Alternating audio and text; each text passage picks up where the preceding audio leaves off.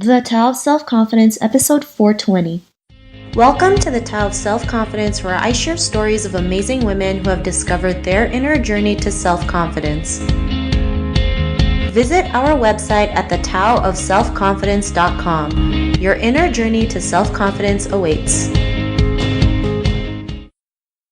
Well, hello, friend. Welcome to the Tao of Self-Confidence, where I share stories of amazing women who have discovered their inner journey to self-confidence. I'm your host today, Sheena Yap Chan, and today I have a phenomenal lady on the show today. She is the co-founder of Flying Cape, and I'm just really excited to have her on today to share her story on self-confidence. So without further ado, I'm going to introduce you to Jamie Tan. Jamie, how are you today? Maybe you can fill in a little bit more about yourself to our listeners.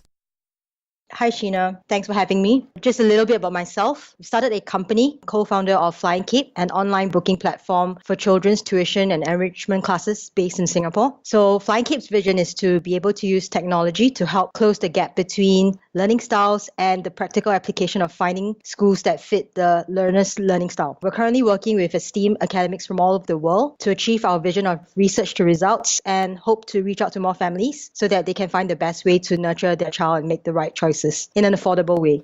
Thanks for sharing that. And Jamie, what's your cultural background?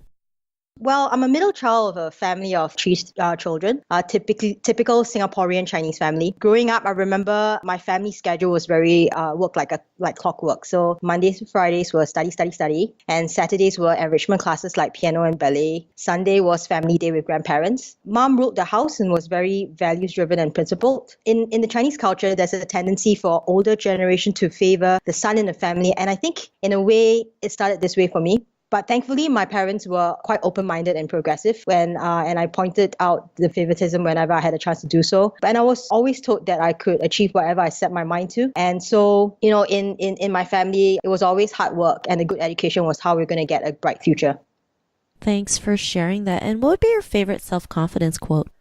Well, if I had to choose one, it would be this one. And it's a long one. It's by Mark Victor Hansen, a motivational speaker. He says this: don't wait until everything is just right. It will never be perfect. There will always be challenges, obstacles, and less than perfect conditions. So get started. And with each step you take, you will grow stronger and stronger, more and more skilled, more and more confident, and more successful.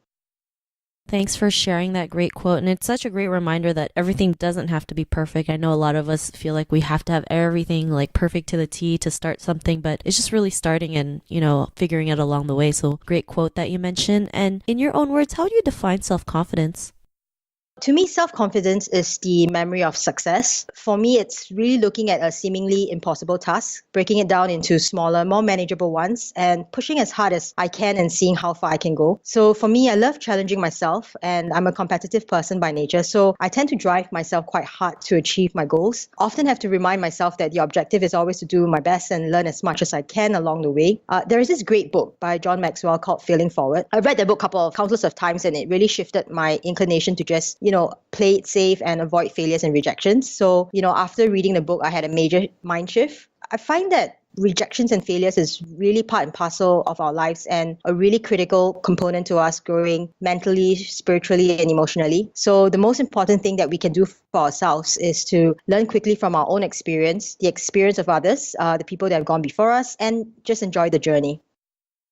Thanks for sharing that great definition. And yeah, failing forward is, something that we can practice on, right? People look at failure as a bad thing when really it's a great thing, right? It's a great lesson for us to learn and keep going and never give up. So thanks for sharing that. And what was your life like before your discovery of self-confidence? Growing up, I remember myself being constantly frustrated. When I was younger, I tend to get into trouble a lot. Really, that was because I was put against, an elder sister who was a scholar and doing very well in school. And I just couldn't measure up. So, I got myself into this, I do not care mode. And, every single time, life was just like a constant state of, just made it. I think that, really didn't do a lot for my self-confidence because I just felt like I could not fit in. Thanks for sharing that. And we're so great at, the compare game. It's like we don't feel worthy if someone's doing better than us, right? Especially when it's family members. We feel like we have to keep on doing something more when we're just more enough or when we're just enough. And, what was that point in your life when you realized like you can go out there and, do the things that you want, be the person that you are today and have that confidence? Like, what was that aha moment? my aha moment had to be in the first year of university. I was actually, as usual, not doing very well. And, I managed to convince my parents that perhaps I should drop out of school and switch courses or do something else. For my family, that was quite hard, but they agreed to it. And I was just waiting for the semester to end. At that point in time, I had a particular classmate, super brilliant guy. He suggested that I study with him for the end year examinations. And, I remember him saying, what do you have to lose? You already decided that you're dropping out. So, his only condition to me was that in the remaining 3 weeks, I would promise to do my best when I studied with him. I agreed. And, it was amazing because I ended up scoring like straight A's in all the subjects for the examination. For me, for once in my life, I started to believe that I could do it. I could do well academically, which was really the sore point in my life and resulted in my self-confidence just being really, really on the low end. Thanks for sharing that. And sometimes, it takes like a person to realize or to see our potential and just help us push along the way, like having that accountability partner. And, because of that, what's your life been like now? I've really learned to love learning. I found myself becoming more flexible in the approaches I take to learn. So, I realized that I wasn't really hopeless or stupid by any means. And, it was that learning for me, I used to do it in a way that was not really suitable for me. So I'm just not the sort that can sit long hours at the desk trying to memorize things using rote learning. It really brings bad memories. Today, I combine, audio, mind maps, and other techniques to learn. And this just, keeps the life energy going. So, for example, I love reading now, and I get inspired by the books that I read, which then sparks my creativity bug, which then sparks my curiosity to do more research, to read more. And then, I find myself, enjoying the challenges I put ahead of myself, which pushes me to explore. Thanks for sharing that. And, to the woman who's listening to your episode, she may be in her own journey of self-confidence. What would be that one tip you would give to her? I think that would be to know your why, your purpose in life. Actually, for guys or girls alike, whether you like it or not, there will be societal pressures and expectations on what is right and wrong. And we grow up in a world where, it's expected of us to be a certain way by a certain age. And sometimes when we chase our dreams, which is not considered the norm, we're going to face pressure. But if you know your why, it's going to help a lot when you face those challenges. So with that said, though, I think it's important to mention that everyone's going to have different priorities in life. So if your priority is, to be a great mother, for instance, instead of being an activist or an entrepreneur and so on, then so be it. Do it and do it well. If you know why you do what you do, each success, no matter how big or small, will help build your self-confidence along the way. So we only live once in this lifetime, make the best of it. Thanks for sharing that. And that was a great tip that you mentioned. Knowing your why really does make a big difference. It just helps you really build that confidence to keep going no matter how many times life hits you or brings you down. So thanks for sharing that. And Jamie, if our listeners wanted to get to know a little bit more about you and what you do, is there any links or social media profiles we can connect with?